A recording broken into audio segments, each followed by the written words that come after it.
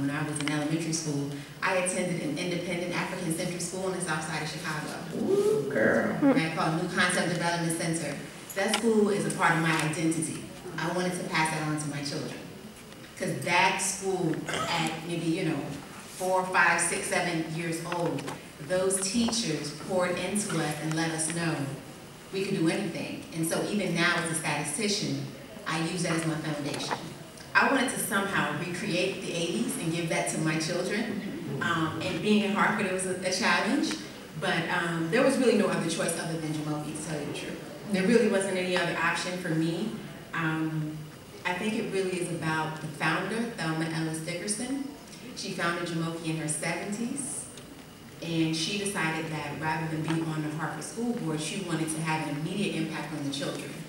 And so in her 70s, in her golden years, she fought and founded Jumoke. It was actually one of the first charter schools in the state in 1997.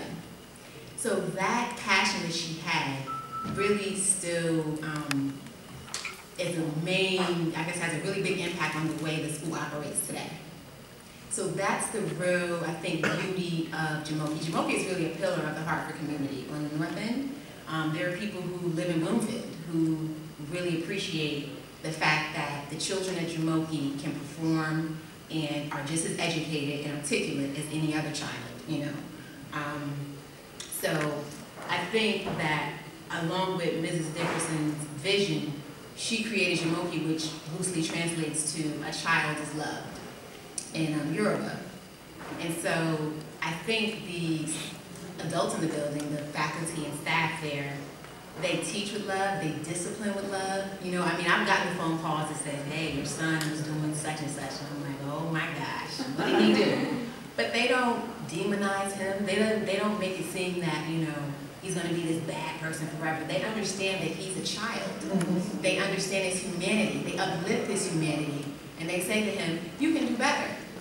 And because we have that relationship with the teachers, they can give him the same look I would give him. And they know, like, yes, in the class, you need to respect Miss So-and-so as if you would respect mom. So I think those are the really, really big points of Jumoke, and I'm just very thankful that Jumoke's there, honestly, because if it weren't for Jumoke, I don't even know. Seriously, we would have to go back to the drawing board in terms of where to send our children in Hartford. Thank you.